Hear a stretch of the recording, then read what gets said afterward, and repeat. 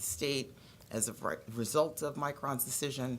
Yesterday, I was in Albany with Governor Hochul for a semiconductor discussion at SUNY. This forum was designed to underscore the importance of STEM learning in our schools and promote the different paths to careers in the semiconductor industry. And earlier this month, I was in Syracuse with Senator Schumer, Micron, and the National Science Foundation. At that press conference, they announced a regional university development network. Governor Hochul has been a champion of, a vocal champion of growing New York semiconductor industry and supporting opportunities. Thanks to our world-class schools, colleges, and universities, we're fortunate to have some of the best talent in the world here in New York. It's a big part of why companies like Micron are choosing to come to New York. As we look ahead, especially as we grow the semiconductor industry here, it's important that we continue to invest in our people by focusing on STEM and learning and engaging with students at an early age. We are connecting them to careers and industries of tomorrow and helping to attract new businesses and more jobs right here in New York. This is why, at the governor's direction, we launched our Office of Strategic Workforce Development. Both of these events reinforce the state's commitment to the semiconductor industry and growing the 21st century workforce, and I'm proud to be part of both of them. In closing, I'd like to take a moment to thank ESD's team for all of their hard work, especially in the past few months. As an agency, we are far from the largest, but involved in so many of the state's activities. Our programs cover so many industries and businesses, and the work we do every day creates tangible, positive benefits for the people of New York. So I want to thank the staff for everything that they do, thank the board of directors for supporting us, and that concludes my report. Great, thank you. Hope may not be the largest, but we're the most important. If we do say so ourselves. So thanks. Any questions for Hope from the board members? No? Hope, any update on the budget? I know it's late, but trying to finalize it. Any last minute changes that might impact ESD? I don't think any last minute changes that will impact ESD. I was in Albany last night, and there's still a lot of discussion around a couple of key items, so we'll see. Great. Well, I'm glad we're not the key item. So very good. All right, thank you, Hope. We'll continue with our agenda. Next up, with some corporate actions, we have Ross Levy, the Executive Director, Vice President for Tourism, and we have some guidelines to update. Is Ross here? Thank you, Kevin. Yes, thank you, Kevin. Good morning. Sorry I can't be with you in person. I am here in Oswego on the shores of beautiful Lake Ontario at the annual New York State Tourism Industry Association Conference. So nice. I'm happy to be with you. Yeah, and I'm seeing tourism before my very eyes with people doing fishing out on Lake Ontario, so that's great. But happy to be with you today. With the state budget still pending, the Division of Tourism is requesting authorization to finalize and publish updated guidelines for the implementation and administration of the Market New York grant program. As the board knows from projects you have approved at previous board meetings, the Market New York grant program works to strengthen tourism and attract visitors to New York State by promoting destinations and attractions and special events. The Market New York grant program has been successfully awarding grants totaling upwards of $125 million for the past 12 years as part of the overall Regional Economic Development Council process. Entities that may apply for these funding include not-for-profit corporations, municipalities, our tourism promotion agencies, public benefit corporations, and for-profit companies. And the Market New York program requires a 50% match for working capital marketing projects and an 80% match for capital projects. For the 2023-2024 fiscal year, we are anticipating and hoping that $15 million will be included in the 23-24 New York State budget once approved for Market New York. That would be $7 million for tourism marketing projects and $8 million for tourism capital. Following the board's approval and contingent upon that availability of funds in the budget, the grant program would be announced together with the launch of the next round of REDC funding. I'm happy to answer any questions. Great. Thank you, Ross.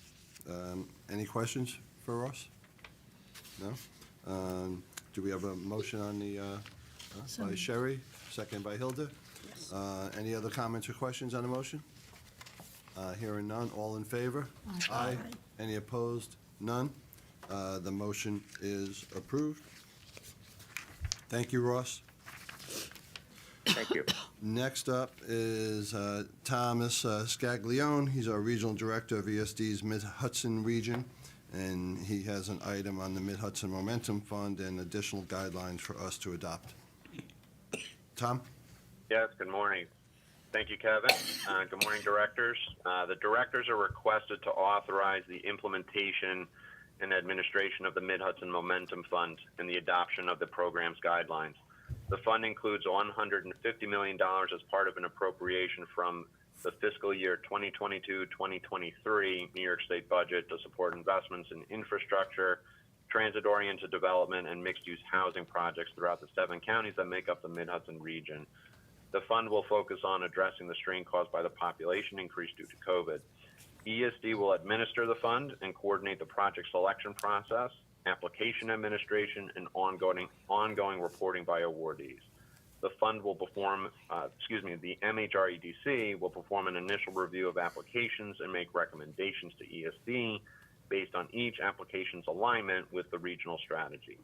Ideal projects will have some or all of the following attributes, including community support, will result in increased affordable housing units, leverage non-state investment, are financially sound, and can begin quickly.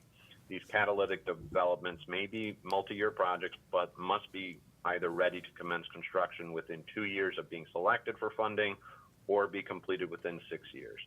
Projects that can be completed faster will score higher.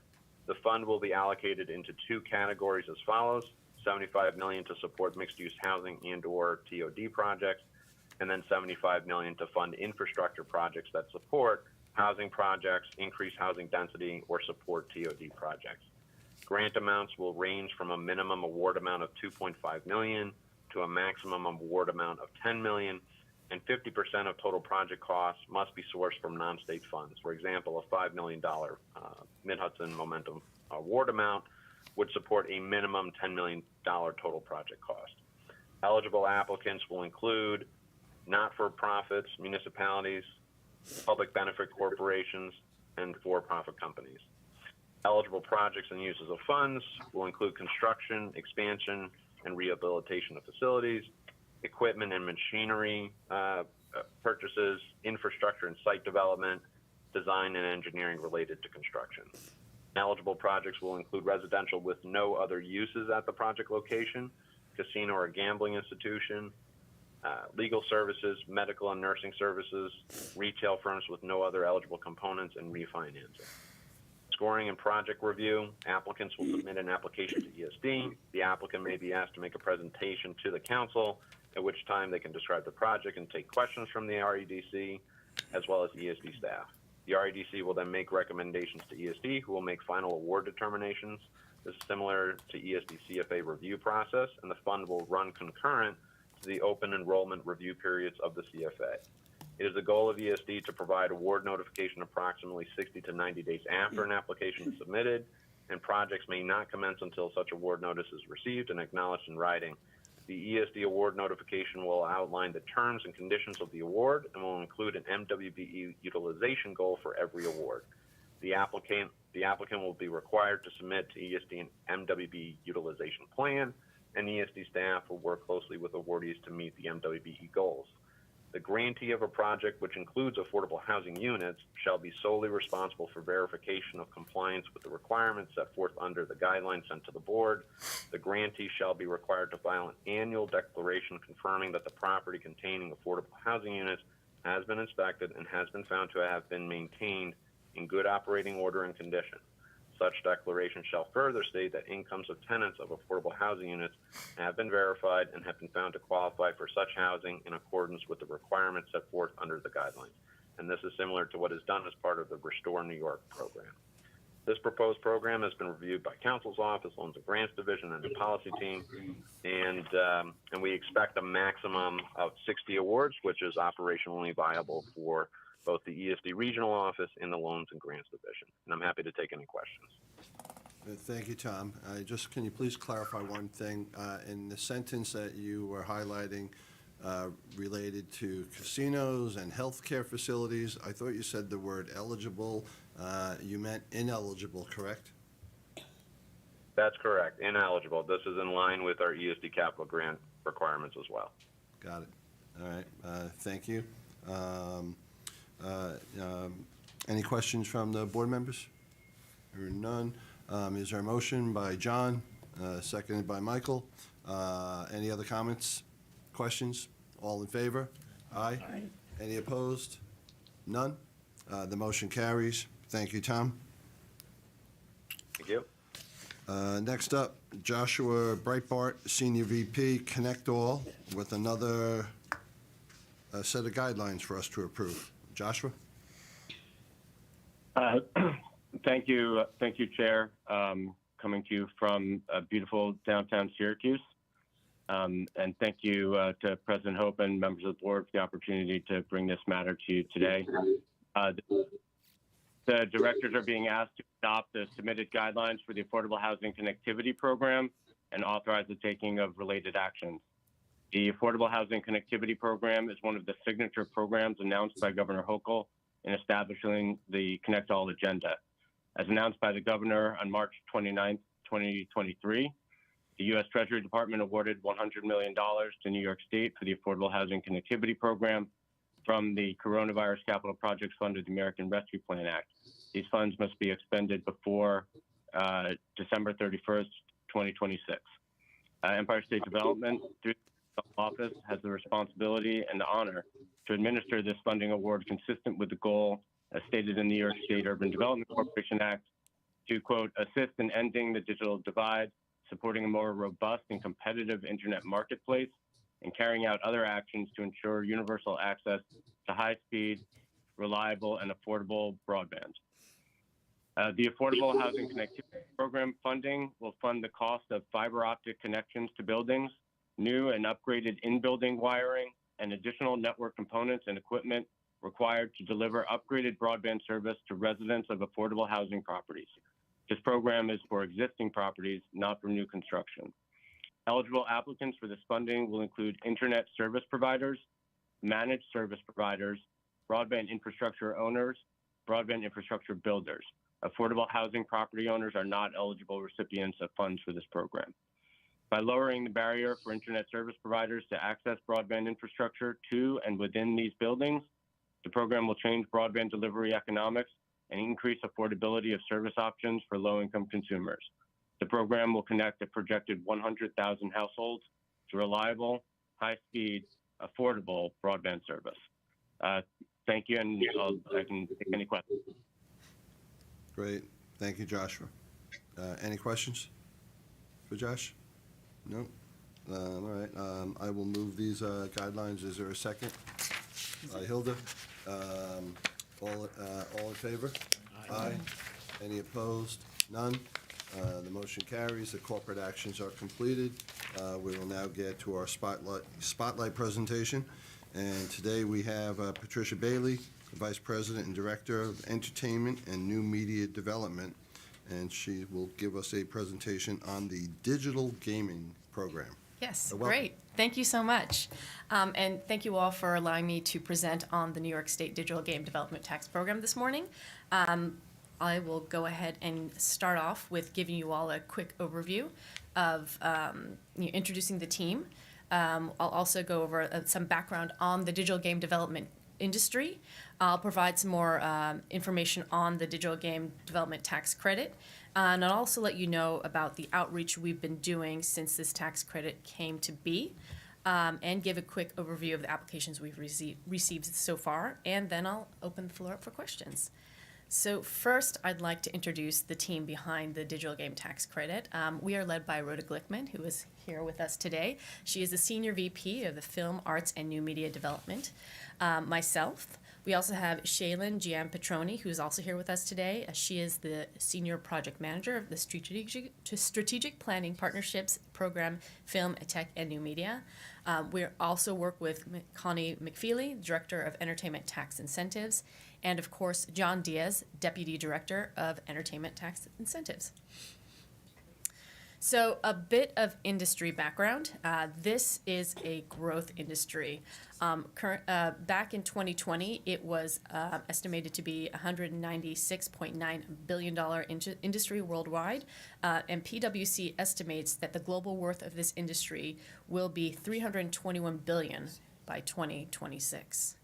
And according to the Entertainment Software Association, ESA for short, this is the primary digital game development advocacy organization in the U.S. The direct industry output in the U.S. was $40.9 billion in 2020. This same impact report placed New York State at number 4th in the nation with an estimated economic output of $976.4 million in 2020. Just to kind of give you a little bit of perspective, California came in at number 1 with over half of that $40 billion at $22 billion, followed by Washington State at $5.6 billion and Texas at $1.7 billion. Their 2020 report also identified in New York State 94 publishers, developers, or hardware state companies. Our team is currently working on updating that information because we feel it's a bit dated. The report also identified 23 higher education programs, including 2 of the top programs in the nation at NYU and RIT. So, what is the purpose of this New York State digital game tax credit? So we've been engaged with the industry for many years, and one thing that they've always been addressing to us is that they feel like what the state really needs to kind of that inflection point for the ecosystem was an as-of-right tax credit to help the industry really take off. I'll cover this a little bit more later in the presentation, but this particular tax credit really is designed to increase the investment in digital game development in the state and support the state's existing ecosystem. So a history on this tax credit. It passed last year in the 2022 budget. In the spring and summer of last year, the ESD team connected with industry contacts and conducted interviews to draft the regulations and the guidelines. In the fall of 2022, the draft regulations were open for public comment. In November 2022, the initial application opened. In December 2022, the official regulations were finalized. And in January 2023, the program fully launched. So we are now just over 4 months into this program. So what is the basic structure of this digital game tax credit program? It is a 25% tax credit on all qualified production costs in New York City.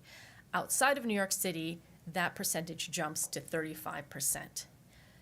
There is a maximum qualified cost of $4 million may be used for the calculation of the digital game tax credit. So, for example, if the project, if the project is over $4 million in New York City, they would be receiving $1 million in tax credit. Outside of New York City, they would be receiving $1.4 million in tax credit. And there is also a minimum spend of $100,000 on total production costs. So qualified costs, we define them as digital game media production costs incurred and paid within New York State directly and predominantly related to the creation, production, or modification of a qualified digital gaming media production. So think more in lines of the actual coding of the game, game design, animation, 3D arts, etc. What we are excluding are roles like human resources, marketing, and sales. I'd also like to add that these costs include up to $100,000 in wages and salaries for individuals other than actors and writers. We are also excluding that talent, who are either directly employed by the applicant entity and the project or employed by third-party vendors providing services for the project. Bless you. So application requirements, just a really quick rundown of what we require. It's pretty much in line with most of ESD's tax credits. We do require contact information, company information, including number of employees. The project information, we do want to know what sort of platform these games are running on. Is this a mobile device? Is this going to be on some sort of PC or a console? We also want an estimation of the production costs and the qualified costs, the start and end date of the project, a description of the game, and a percentage of the qualified costs that will be spent in New York State.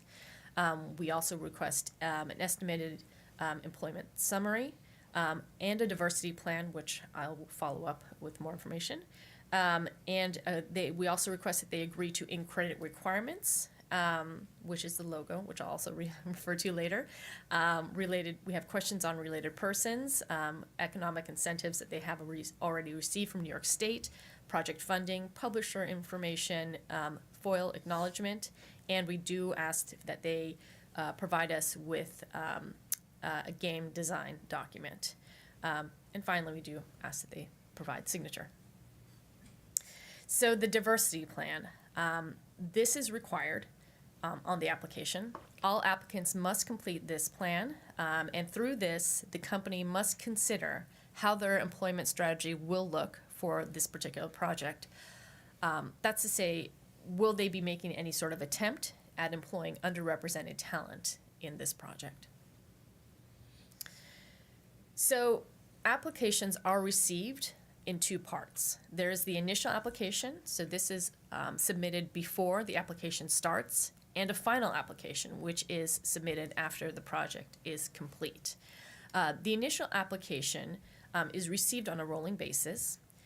The application review process right now is actually pretty I think right now, because the applications are so new, we're talking with every applicant as they come in. The program staff sets up an initial call meeting once we've received an application. And, we're really kind of just discussing not only if they have any questions, but to also kind of have a better feeling for any issues they had with the application, and also for us to fully understand the project. And this has so far been great because it's also been giving us a lot of great feedback on the application itself and how, they feel about the tax credit. Applicants will be notified of their eligibility within 90 days of submitting their application. And if they, require it, we can also, once they've been accepted, we can provide them with a certificate of conditional eligibility. The final application is submitted after their project is complete, and with different games, this varies. It could be within 6 months, it could be within 3 years. But this application is submitted via the same portal that they submitted their initial application. The questions are mainly, confirmation of what they initially put in the first application. So basically, their estimates are now becoming actual spent. And once this is approved, the applicant will receive the certification of tax credit. So the ESD team has been promoting this program through a variety of outlets, from meetings with stakeholders, press releases, trade shows, panels, networking events, promotions, webinars, pretty much, the whole gamut. We've been doing what we can to get the word out. So pictured above is the Game Developers Conference, GDC for short, which we hosted a New York State Pavilion at last month. It had great success, and as you can see, we had a lot of attendance and interest. I've also pictured there a panel that I did earlier in January, in Troy to promote the digital game tax credit. So you might all be wondering what the heck is on your desk. This is the New York State logo. This logo was created by ESD Marketing. I'd like to give a shout out to Mark Hamilton, who really did a great job with its design. And so this logo serves two purposes. It's to help certify the project by being placed within a game and or the game's packaging. So this thing will be this is a logo that should be easily findable within any game that receives the digital game tax credit. But as you also see, so I've put not only this palm card, which will give you direct access to the application itself, but also this pin that we've been using and been very popular, especially at the Game Developers Conference, to help really get the word out and people are interested in what New York State is doing. So as you'll see with this pin as well, it's not just a logo to certify people who've been part of the Digital Game Conference, or sorry, of the Digital Game Tax Credit, but it's also a really great tool just to promote New York State in general and the digital game industry that is currently producing a lot of great things here in the state.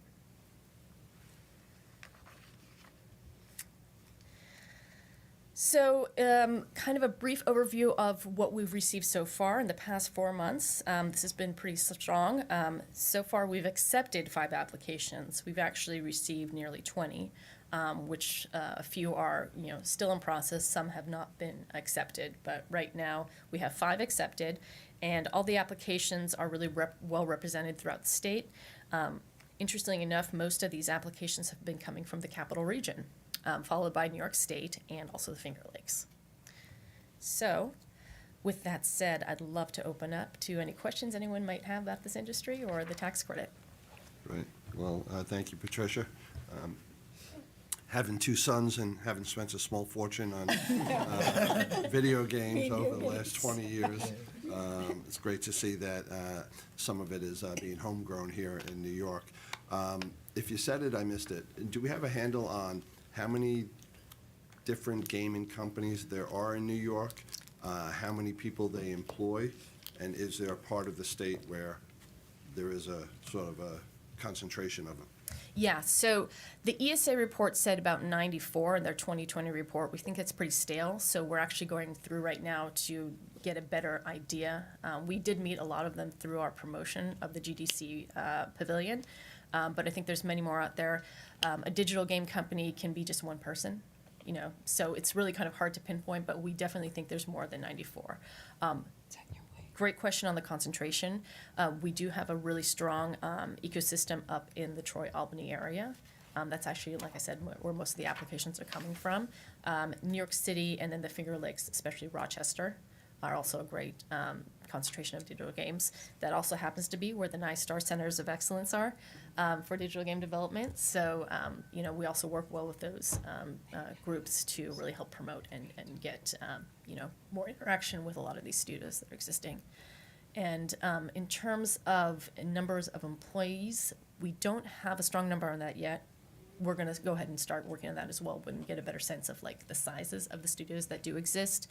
But I think that, the economic output at least is kind of the best indicator to kind of get a feel for that. And I think, as I said before, we're just under about $1 billion in that. 2 more questions.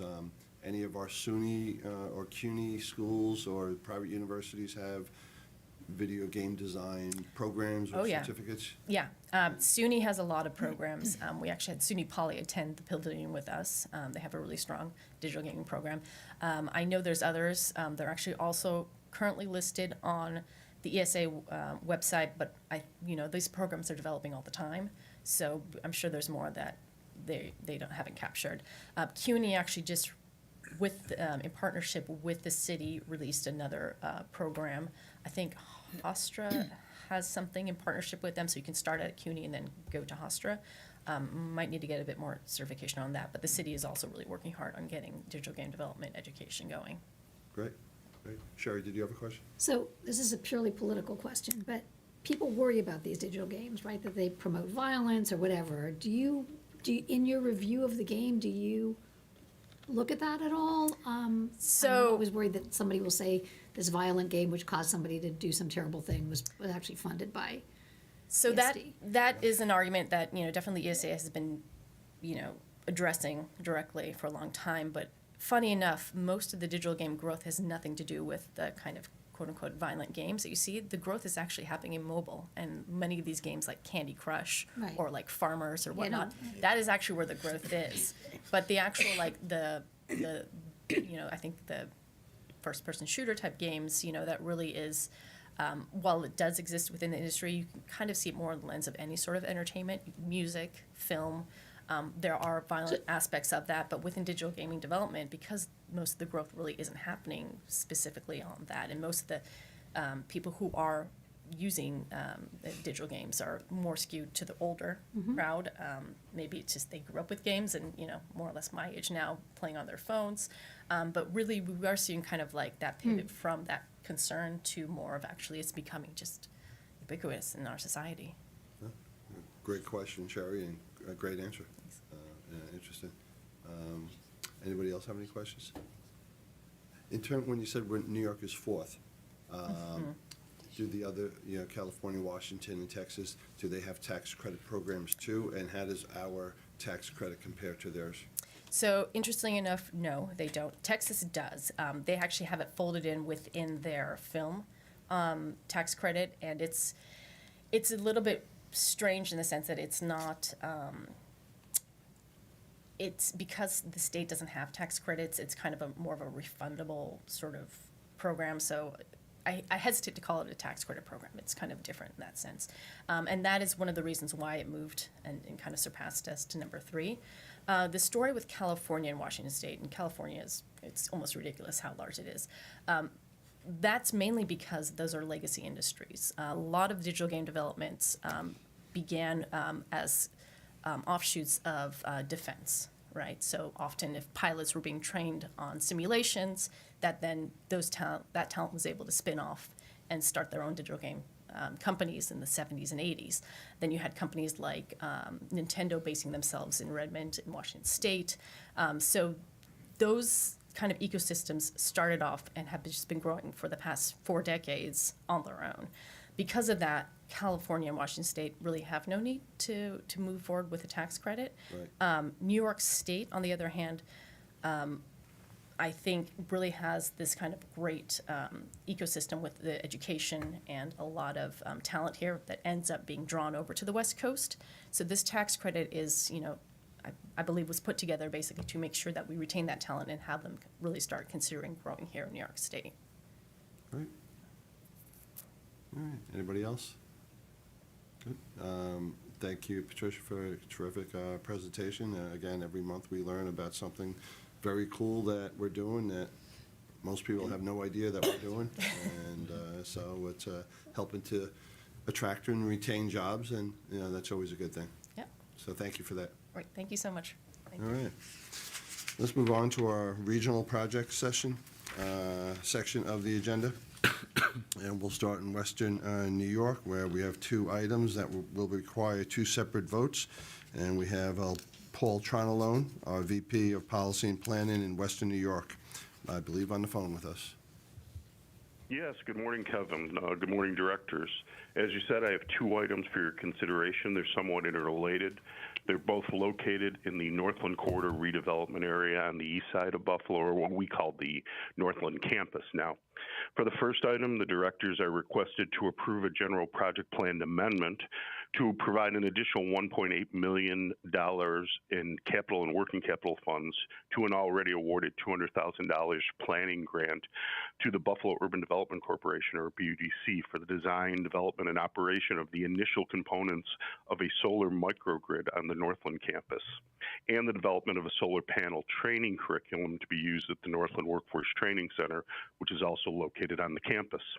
The amended total funding of $2 million is part of ESD's 2019 East Side Corridor Economic Development Fund.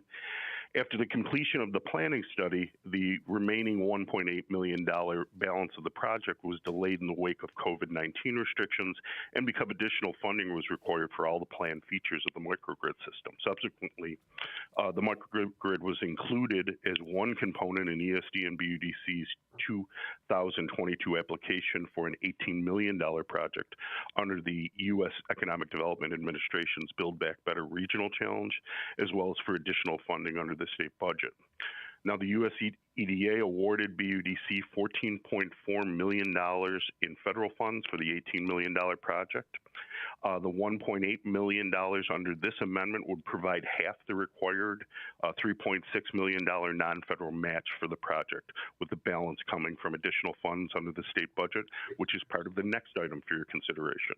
Now, for that second item, The directors are asked to approve a general project plan that would provide BUDC with $55 million in capital funds towards a total program of almost $73 million to undertake phase 3 of rehabilitation and redevelopment of the remaining buildings on the 35-acre Northland campus.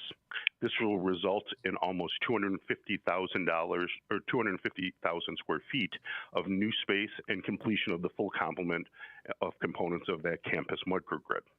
Under the general project plan, a total of 7 sub-projects will be undertaken by BUDC over the next 5 years, with the initial one associated with BUDC's Build Back Better Regional Challenge project, for which that $1.8 million in ESD funds will be used towards the balance of the required non-federal match.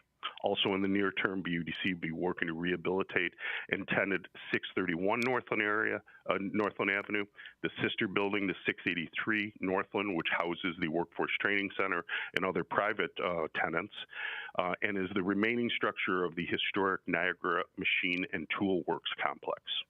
Under the terms of the general project plan, ESD funds would be advanced periodically for each sub-project over the next 5 years as each one progresses through design, bidding, and construction. And with that, I'll open it up to any questions. Great. All right, the materials previously have been shared with the board. Do any board members have any questions for Paul? All right, hearing none, we'll take the first vote on the BUDC Solar Microgrid GPP. Moved by Michael, seconded by Hilda. All in favor? Aye. Any opposed? None. Motion is approved. And next on the Northland Corridor Redevelopment GPP, John moves it, and Sherry again, Hilda again seconds it. Any comments, questions on the motion? Nope. All in favor? Aye. Any opposed? None. The motion is approved. Thank you, Paul. Thank you, directors. Okay, next up is our Regional Director of the Finger Lakes Region, Laura Fox O'Sullivan. Good morning, Kevin. Thank you. We are asking the directors to approve a $400,000 capital grant to Toptica Photonics, Inc. from the Regional Capital Fund Round 11. The grant supports the expansion of the company into a new 20,000 square foot facility in the town of Pittsford in Monroe County, including building renovations and purchase of machinery and equipment. Toptica was founded in Germany in 1998 and initially established a U.S. facility in Massachusetts before relocating to Victor, New York in 2002, which is just down the road from Pittsford. As a developer and manufacturer of high-end laser systems for scientific and industrial applications, their customers include some of the largest original equipment manufacturers in the quantum market, government agencies, universities, and research labs. The investment is about $2.7 million, with the company providing about $2.3 in its own equity. The project will retain 32 employees at the project location and create 22 net new full-time jobs, 7 of which have already been created for a total current employment of 39. The company was also awarded $1 million in Excelsior Jobs Program tax credits for the creation of the 22 net jobs. Can I take any questions on this one? Great. Laura, thank you, Laura. Any questions for Laura? All right. Great to see companies up there expanding and creating more jobs. No questions from the directors. We received no comments from the public. Just like on the last resolution, the 2 resolutions, we did not receive any comments from the public on those either. So I will move this. John seconds it. Any further questions? All in favor? Aye. Any opposed? None. The motion carries. Thank you, Laura. Excellent. Thank you. Good. And just a reminder, people on the phone, if you're not speaking, to please mute your phone. We're hearing a little bit of feedback on the last 2. Thank you. So let's move over to Central New York. We have James Fail, our Regional Director of the Central New York region. Jim? Good morning.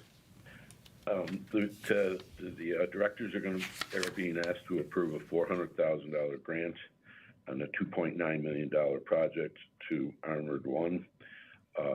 This company provides a security film and installation for on glass doors and provides some security training. This project is expected to complete it by the end of the year, and it's met its criteria to receive its first installment payment. It's going to create 35 jobs in addition to its current level of 29, and this was a round 9 priority project. And I'd be glad to take any questions. Thank you, Jim. Any questions? No? All right. I will move this. John seconds it. No comments from the public. All in favor? Aye. Any opposed? None. The motion carries. Thank you, James.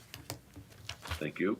Moving over to the Capital Region, Heidi Knobloch, our Interim Director, Division of Science, Technology, and Innovation. Good morning, directors. Today I'm requesting the directors authorize a $325,000 grant for Fuse Hub, which is the statewide Manufacturing Extension Partnership Center. Fuse Hub will use the funding to provide modernization assistant grants to defense-focused manufacturing companies. It's important to note that the requested grant is a disbursement of federal dollars provided by the Department of Defense to NISTAR. Fuse Hub provides New York State manufacturers and technology companies with guided access to its extensive network of industry experts, programs, and assets to solve productivity, commercialization, research and development issues, and other challenges to growth. The organization helps startups and small to medium-sized businesses seeking to grow their businesses in New York State and provides specialized manufacturing resources as well as access to funding opportunities. New York State is home to 10,000 defense contractors, over which 1,600 are manufacturers. This grant will be used to fund projects that help defense-focused manufacturing companies modernize their operations through new applications of technology, training workforce to leverage new technology, and improving supply chain resistance through transition to sustainable or domestically sourced materials. Fuse Hub will match the $325,000 grant with $100,000. Fuse Hub has been the beneficiary of past ESD support, specifically for the Innovation Venture Competition Program, and in February, the board authorized $2.1 million for the continuation of the commercialization competition. I am recommending that the directors authorize this $325,000 grant to Fuse Hub, and I'm happy to answer any questions you might have. Great. Thank you, Heidi. Any questions for Heidi? Heidi, you're keeping track on how many mistakes I'm making? Hearing none, I will move it. Hilda seconds it. All in favor? Aye. Any opposed? None? Thank you, Heidi. So we'll move on to the Mid-Hudson region. We got 2 items, 2 separate votes. We have Tom Scaglione, our Regional Director of the Mid-Hudson region again. Tom? Thank you. So I'll go over both items. The first one, the directors are requested to approve disbursement for the City of Middletown capital project. The incentive is a $500,000 award from CFA Round 5 for Regional Council capital funding.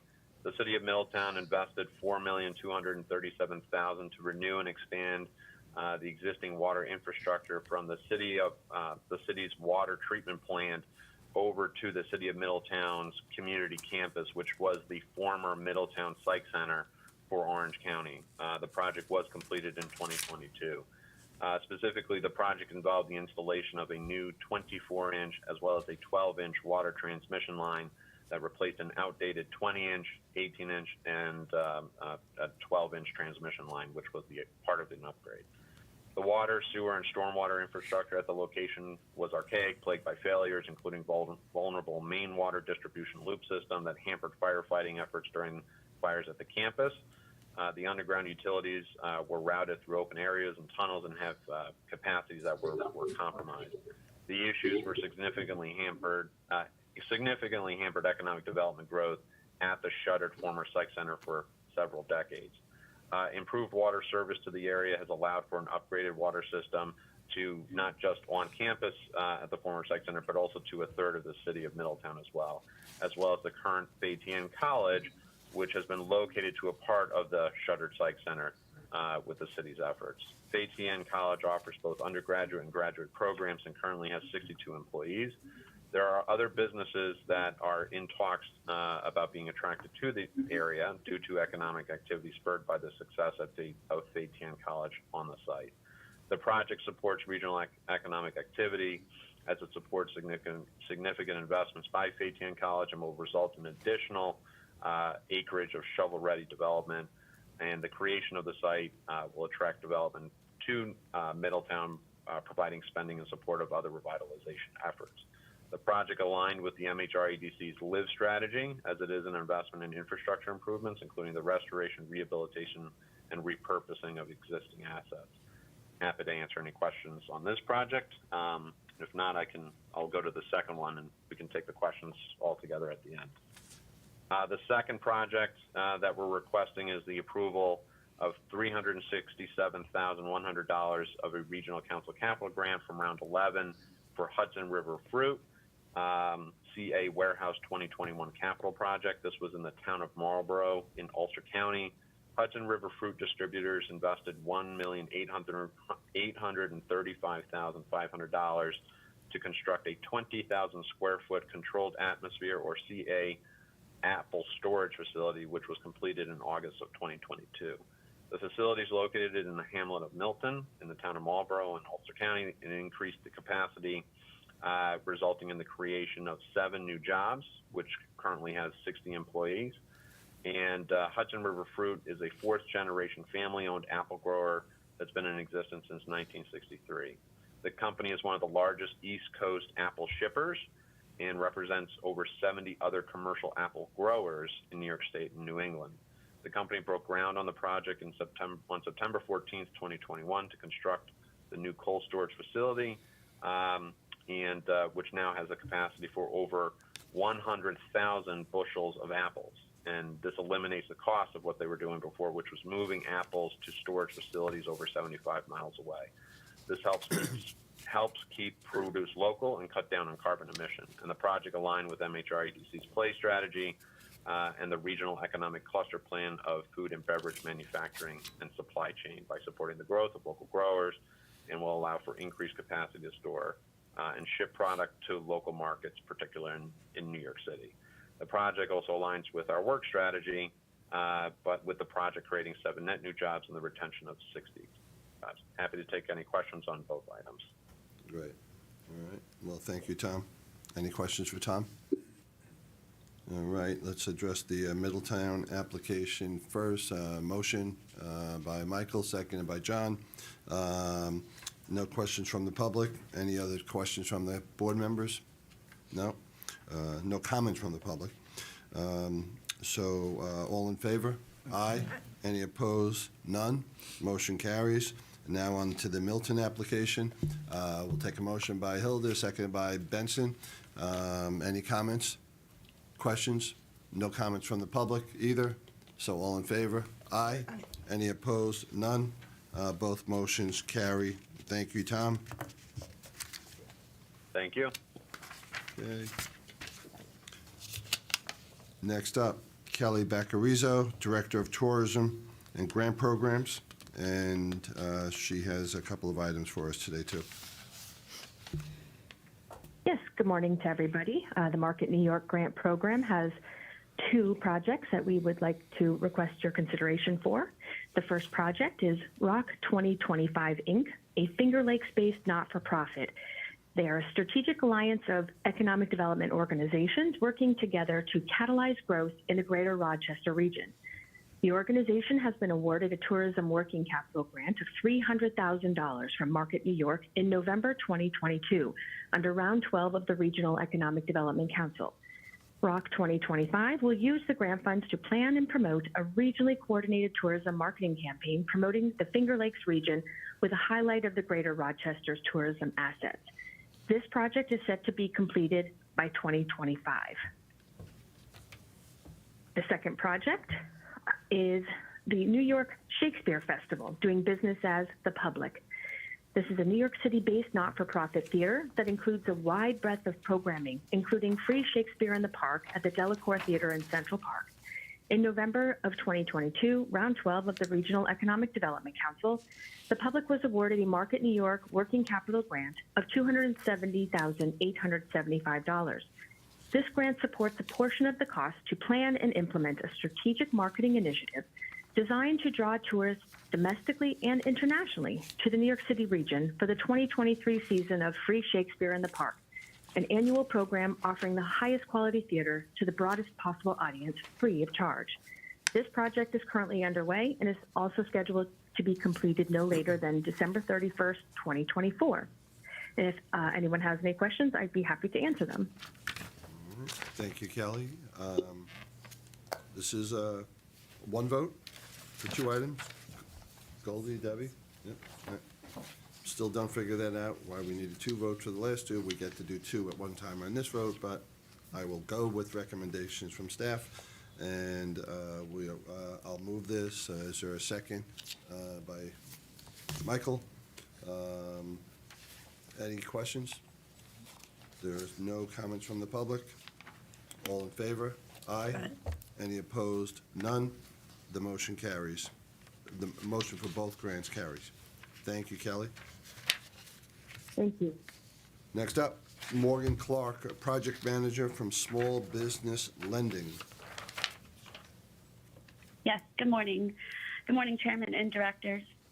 Today, I'm asking the Directors to approve the authorization to make individual grants of up to $90,000 each for the 19 CDFIs for a total amount but not to exceed $1,495,000 to provide technical assistance to New York State small businesses under the Community Development Financial Institution Program.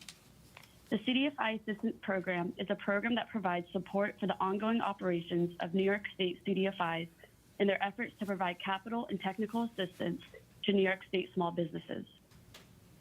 Since 1998, ESD has approved over $33.6 million in grants to 50 different CDFIs statewide to improve both the quality and quantity of the services they provide to their communities.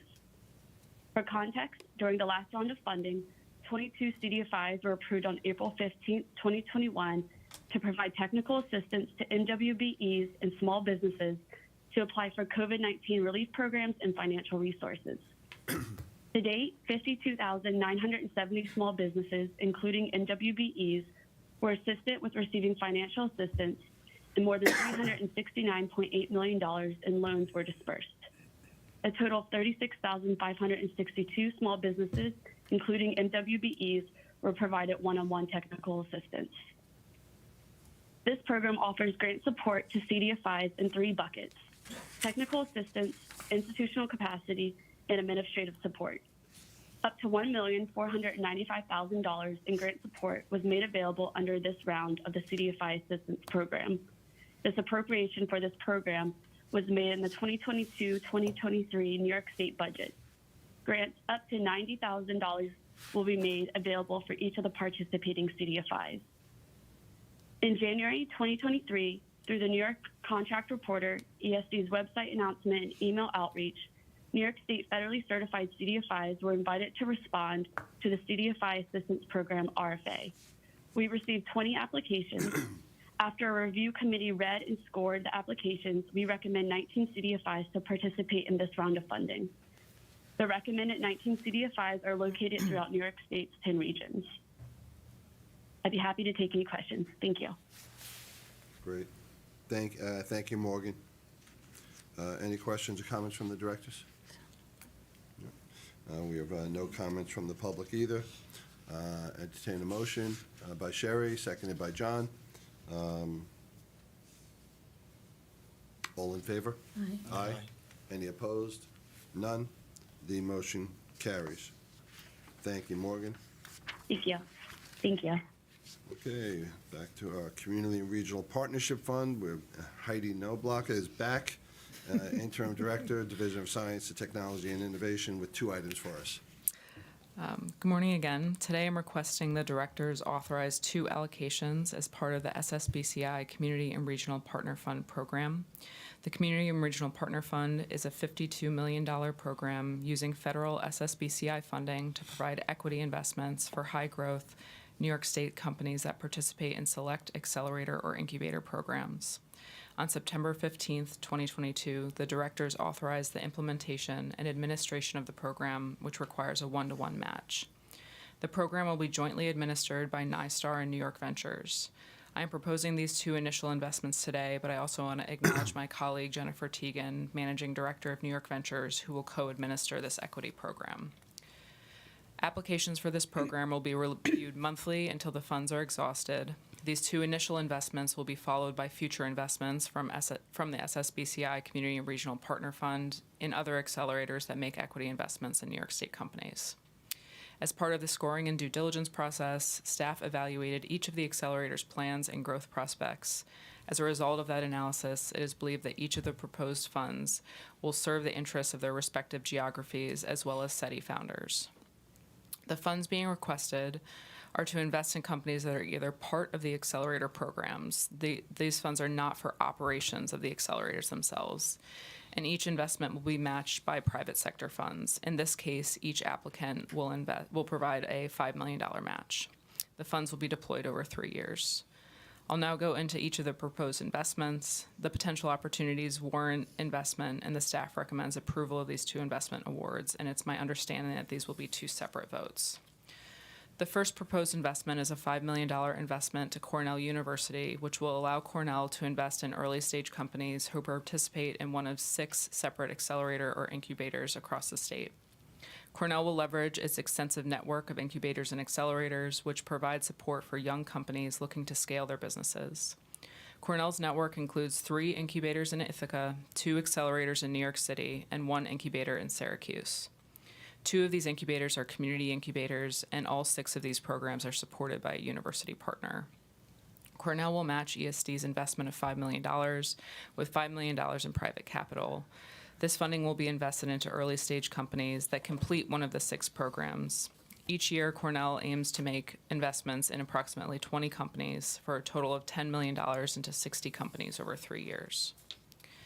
The second proposed investment is a $5 million investment to Lightship Capital. Lightship Capital will invest this money into companies that successfully complete the Lightship Accelerator. With this proposed investment, Lightship Capital will make investments in early-stage New York companies that have the potential to scale. Lightship Accelerator runs programs for early-stage companies led by underrepresented founders, including women, minorities, and founders classified as SETI. Lightship Accelerator is a 12-week program driving inclusive acceleration, education, and opportunity for minority and female tech founders.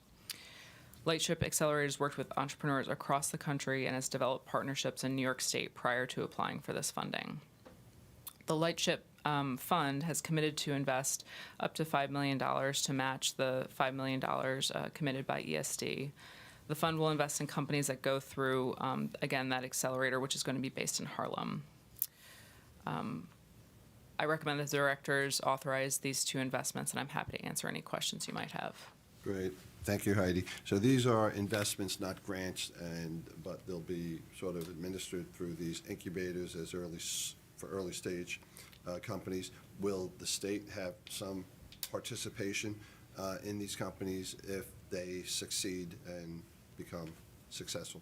They will. So there is, and I'll after answering your question, I'll invite Jennifer to comment too. But there is precedent for this with the SSBCI, the first program for SSBCI, where equity investments were made and the state participated in the profits. So after receiving the capital that we invest back, we would also share in the profit.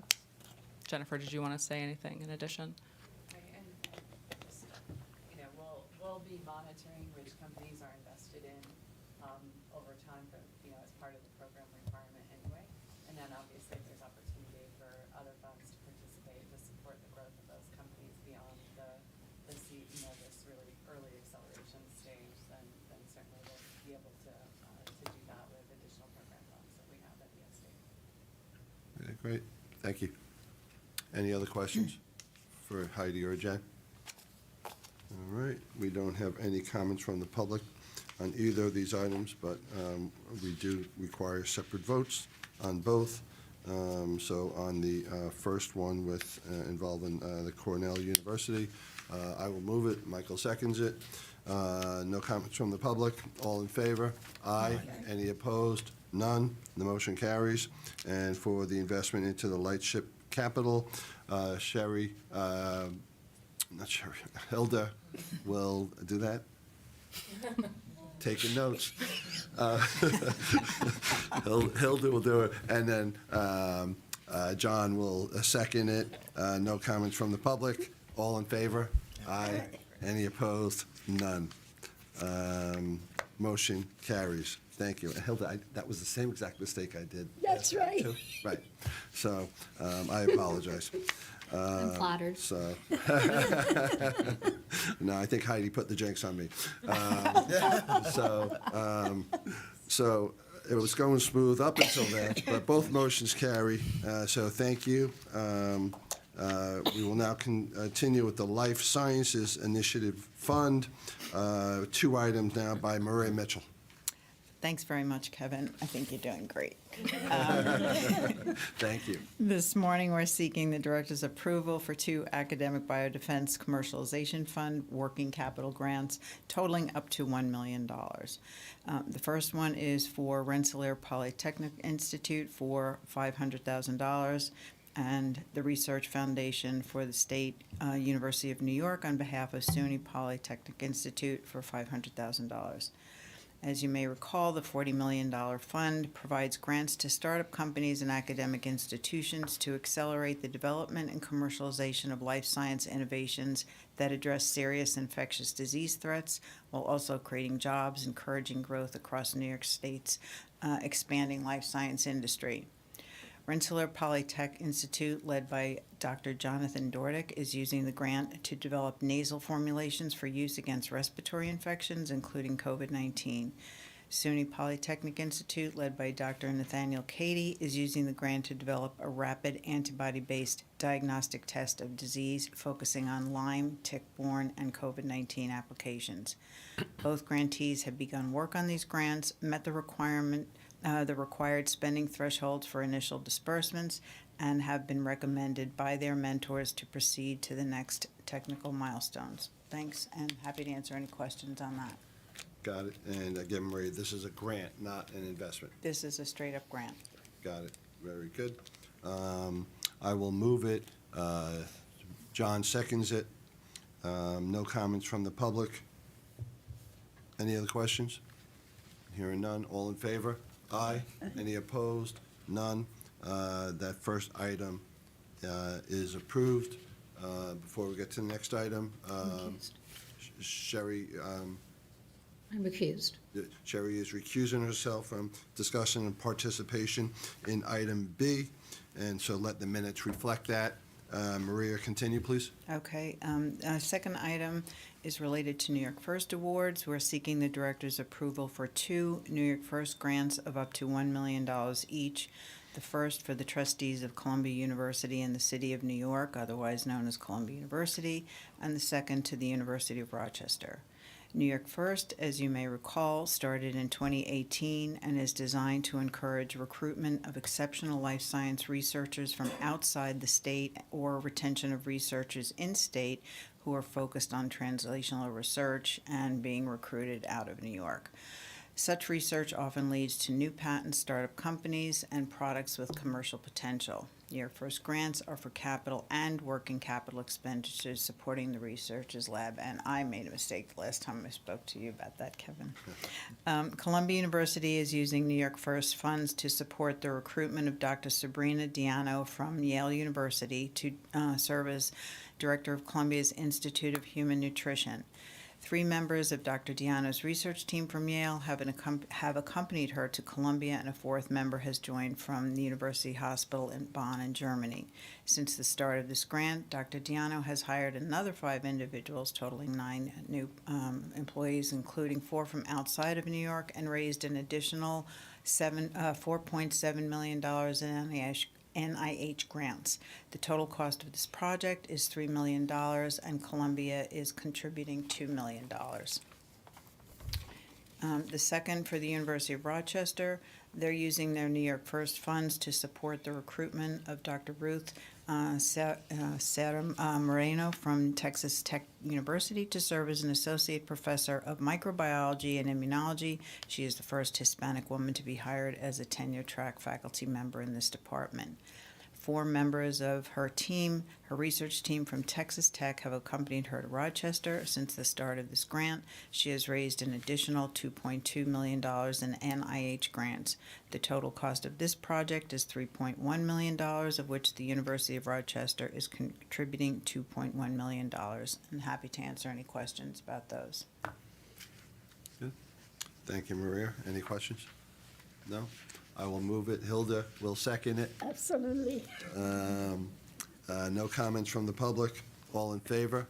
Aye. Aye. Any opposed? None. The motion carries. Thank you, Maria. Okay, moving along. New York Ventures, 2 items, 2 separate votes coming up. Sylvia Codeny, Assistant VP, New York State Ventures. Thank you. Good morning. So we will be requesting approval for 2 investments. The first one is for a follow-on investment up to $175,000 in Envisagenics. The New York State Innovation Venture Capital Fund has previously invested $1.35 million in the company, so this investment will get us to $1.525. Envisagenics is a tech bio company using artificial intelligence in expertise in RNA for the discovery of novel targets that allow the development of novel therapeutics in oncology, metabolic disease, and neurodegenerative diseases. Envisagenics is a revenue-generating company already that has secured a first multi-year R&D collaboration contract with Bristol Myers Squibb, which is one of the major pharmaceutical companies, and is well positioned to also have other such contracts, maybe even this year. Envisagenics is a women and minority-led company and is a spin-out of the Cold Spring Harbor Laboratory in Long Island. This investment will be used for working capital for the company. As part of the due diligence process, as you by now are familiar with, the New York State Innovation Venture Capital Fund staff and an external investment advisory committee have evaluated the company's business plan and growth prospects, and they also have reviewed the investments. As a result of this analysis, both the staff and the IAC committee agree that the market opportunity and the growth potential are guaranteeing our investment into this company, and we recommend approval. Great. Thank you, Sylvia. I will move that first item, seconded by John. No comments from the public. Any questions from the board members? So I'll take the vote. All in favor? Aye. Any opposed? None. The motion for Envisagenics is approved. Continue, please. The other investment is for $1 million in Euro. It's for the Series A funding round. We have invested in this company previously as well for a total of $950,000. Yuva provides software and software-enabled services to help federally qualified health centers to transition to value-based care. Yuva is a minority and women-led company and is also based in New York City. The federal qualified health centers are centers that work with the most vulnerable populations, Medicaid, people under poverty line, and rural areas. One of the main problems of these organizations is the inefficiency they have in their capacity utilization and leadership gaps. So they lack the infrastructure and administrative power to be more competitive. So that is really what Yuvo is doing. Takes the administrative burden out of these organizations, which enables them to scale their clinical services and to qualify for the new contracts that are now coming on value-based care that they actually need to get onto. So we are requesting an authorization of an investment of up to $1 million. That would be a Series A preferred. this round is led by Mastery Ventures, and the proceeds will be used for expanding their capabilities and working capital. As the previous investment, we have the same due diligence process, and the result was recommending approval. The same due diligence process and the same advisory board type of, support for it as well. Yes, correct. And when you said this is for Series A and previously we did 950, was that 950 more early stage for this company and we've been helping nurture it and now it's going for a Series A?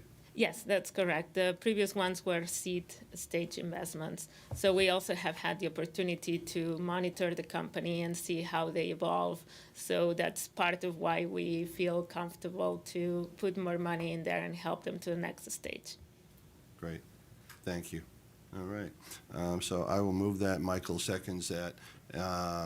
No comments from the public. Any additional comments or questions from the board?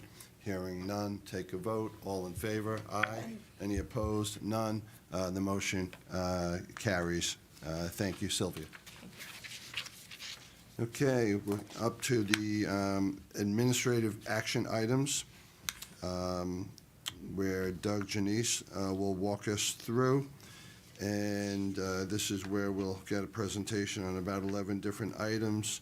And here we're allowed one vote.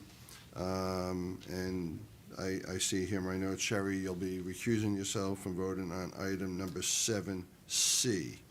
So since it's one vote, just recuse yourself on The whole thing. The whole thing. Yeah, since it's just This is our last item, right? May I just leave, or is that going to mess up your quorum? Nope, we have a quorum. Okay, cool. You're welcome. Thank You're you. welcome. But, we like having you here, so. It's okay, just. So we'll hand it over to Doug. Thank you, Chairman, and good morning, Directors. As the Chairman just reminded you that we've previously implemented an oral summary presentation process in connection with the administrative actions section of the agenda. You'll receive a full set of written descriptive materials for each of these items in your materials, as you have with this meeting. But rather than having an individual oral presentation on each item, I'll provide a brief summary of the items. At the conclusion of the summary, the staff will entertain any questions or comments you have. The items submitted for your consideration today and for which you have received the written materials are summarized as follows. Item 7A is relative to a new lease for office space in Old San Juan, Puerto Rico for the New York State Office of Trade and Tourism. This is a request to enter into a 3-year lease contract with a 2-year option to renew for office space in Old San Juan, Puerto Rico for the New York State Office of Trade and Tourism. The current lease expires this month, and the total contract amount for the 3-year term is $278,000, which includes both rents and improvements to the present. Next item is 7B, which is relative to a lease extension for the office space at 633 3rd Street in New York City. And this is a request to enter into a lease extension with ESD's current landlord, which will terminate no earlier than March 31st, 2024, but no later than June 30th, 2024. Based on the terms of the extension, the current lease expires June 30th of 2023, and the rent during this extension will remain the same. Item 7C is relative to authorization to enter into a contract extension for management of application processes and mentoring services for the $40 million New York State Biodefense Commercialization Fund. Staff is seeking the Director's approval for a 42-month extension of the contract with Columbia Technology Ventures for their continued management of the New York State Biodefense Commercialization Fund. This extension is not to exceed $1,025,000 and ensures that ESD can successfully complete a 3rd application cycle and onboard new grantees with their mentors, with additional funds remaining for as-needed services regarding continued mentor outreach. The initial contract, approved by the ESD Board of Directors in May of 2021, was for 18 months, and a 6-month extension was approved by the ESD Board in February of 2023. CTV, which was selected as a single source procurement given their unique experience and expertise, has been successfully performing a multitude of tasks vital to the implementation and continued management of the fund, including application management, marketing, stakeholder outreach, and mentoring services. Item 7D is relative to entering into an amended contract to provide architecture and engineering services in connection with the Hutchinson Chapel project in Buffalo.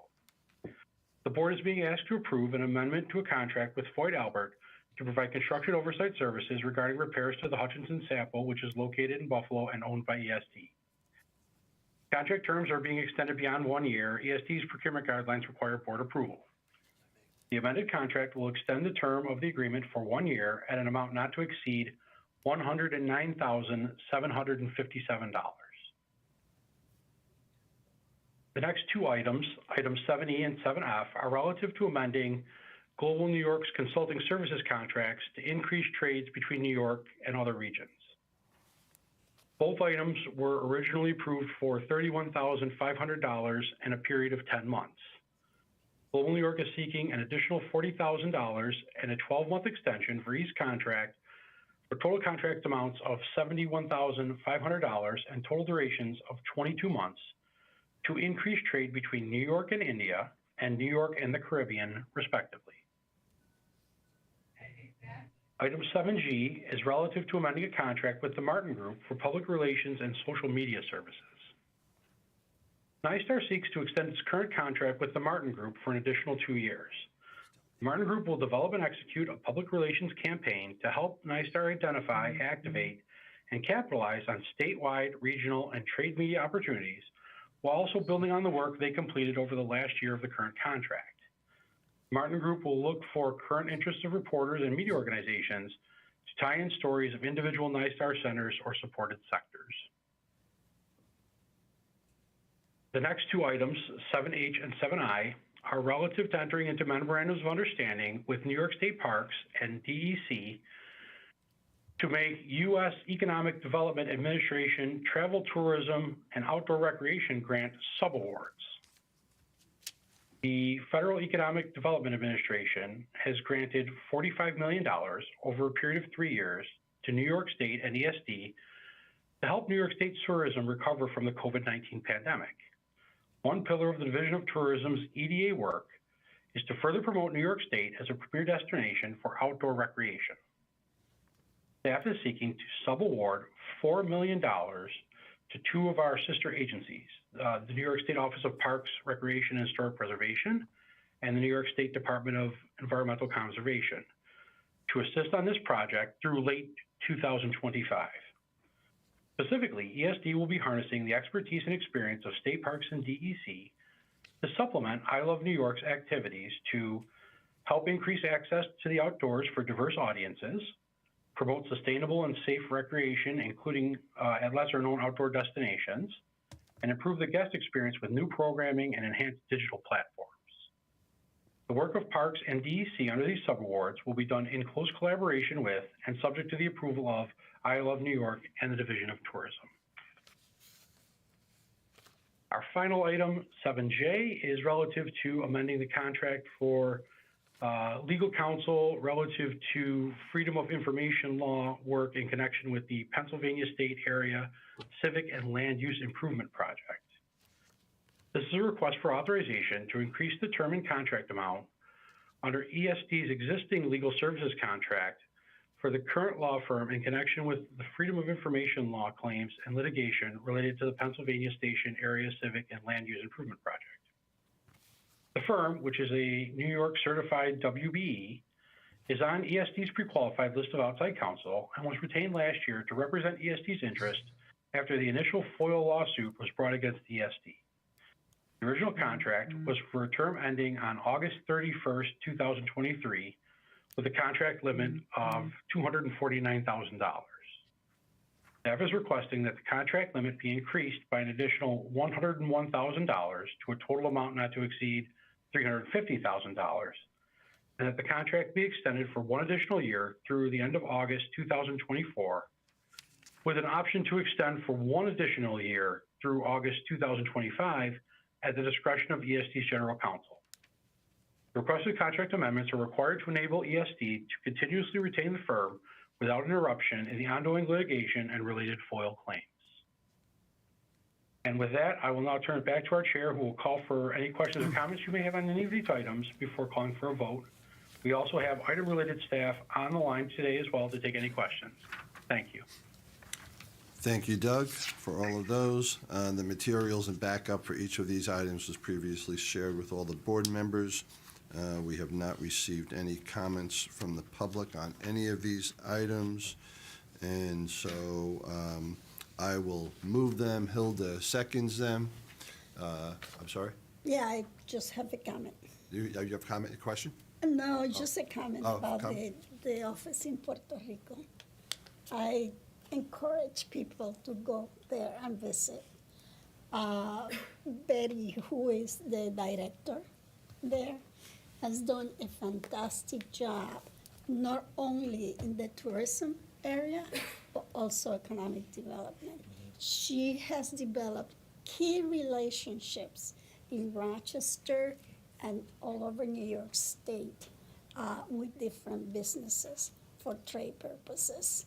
So I go there and visit every November, and I encourage you to come to the Somos Conference, which starts November after the election, and visit that office.